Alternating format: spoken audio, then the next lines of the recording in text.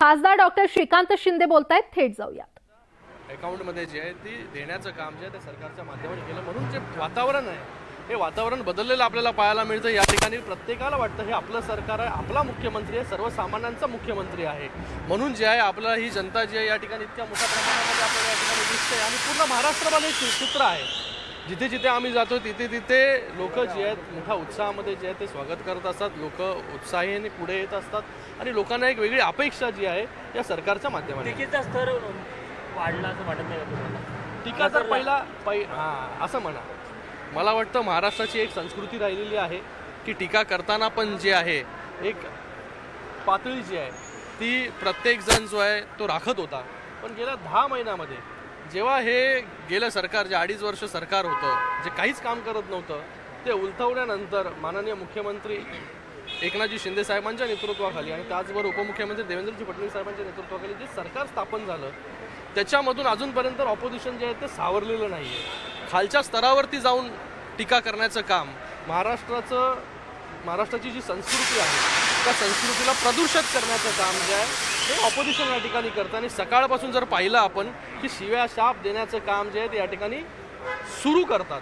मला वाटतं महाराष्ट्राने याच्या अगोदर ह्या सगळ्या अशा प्रकारच्या टीका ज्या आहेत त्या कधी पाहिल्या नाही खालच्या स्तरावरती जाऊन, आणि आतापर्यंत आमच्यावरती टीका करत होते, सत्ताधाऱ्यांवरती ऑपोजिशन टीका करत होते, पण आता जर आपण पाहिलं की एकमेकांवरती पण टीका ज्या आहेत मला वाटतं यांच्या सुरू झालेल्या आहेत। कारण हे जे आहेत हे एका विचारधाराने बरोबर आलेलं नाही आहे, हे सत्तेसाठी विचारांना बाजूला ठेवून तडजोड करून जे आहे हे सरकार जे आहे ते 2.5 वर्ष अगोदर सत्तेवरती आलं होतं, खुर्चीसाठी आलं होतं।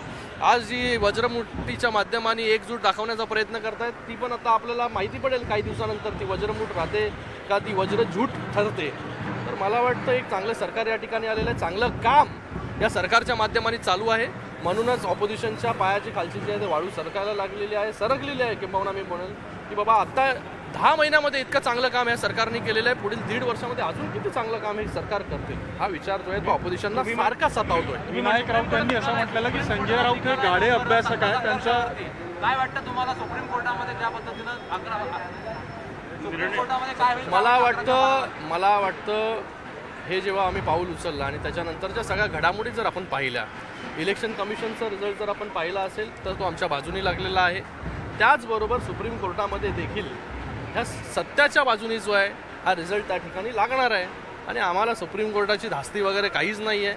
आज जे केलेलं आहे ते तंतोतंत जे आहे टेक्निकली ज्या गोष्टी करायला पाहिजे त्या सगळ्या गोष्टी आम्ही केलेल्या आहे। 2/3 जास्त मेजॉरिटी जी आहे ती आमच्याकडे आहे आणि मला वाटतं सुप्रीम कोर्ट जे आहे हे योग्य निर्णय जो आहे। विनायक राऊत यांनी म्हटलं की संजय राऊत गाढे अभ्यासक आहे आणि सामनामधून राज्याच्या राजकारणाला मला वाटतं काय म्हणाले आदित्य ठाकरेंनी मुंबईच्या रस्ते बांधणीमध्ये मोठा घोटाळा झाल्याचा आरोप केलाय। मला वाटतं ते कॉन्ट्रॅक्टर जसा बोलतो ना, कॉन्ट्रॅक्टरची भाषा जी आहे ती गेले काही दिवसापासून जी आहे ती मला वाटतं जे सोन्याचा चमचा तोंडामध्ये घेऊन आलेत ते करायला लागलेले आहेत। सामान्य पुढारी अशी सगळ्या वार्ता करत नसतो, त्यांना बरोबर रेट माहिती आहे, त्यांना बरोबर कॉन्ट्रॅक्टरची भाषा माहिती आहे, कारण की इतके वर्ष जे आहे 25 वर्ष जे आहे तेच काम करत आलेले आहेत। आता मी जे बोलतोय ते मला अजून उलगडायला लावू नका, आता सभा आहे, पूर्ण दिवस बाकी आहे, त्याच्यासाठी तरी काहीतरी ठेवा। 2024 मध्ये राष्ट्रवादी सगळ्यात मोठा पक्ष असेल असं म्हणतात जयंत पाटील। बघा, इथे प्रत्येकाला स्वप्न बघण्याचा अधिकार आहे। रात्री लोक स्वप्न बघतात, आता काही लोक दिवसाही स्वप्न पाहतात, तर स्वप्नांवरती आम्ही काही बोलू शकत नाही, भाष्य करू इच्छित नाही। साई रिसॉर्ट प्रकरणी जे आरोपपत्र दाखल झालं त्यामध्ये अनिल परब यांचं नाव नाही, कुठे दिलासा मिळाला असं वाटतं? मला माहिती नाही ते प्रकरण, आता मी लेटेस्ट न्यूज पाहिली नाही।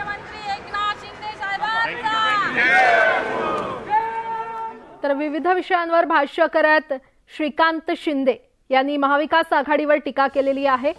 आदित्य ठाकरेंवर देखील त्यांनी टीका केलेली आहे। आदित्य ठाकरेंनी जनतेची भाषा बोलावी असं देखील श्रीकांत शिंदे म्हटलेत। दरम्यान कोर्टाचा निकाल हा आमच्या बाजूनच लागेल असं देखील श्रीकांत शिंदे नागपुरात म्हटले।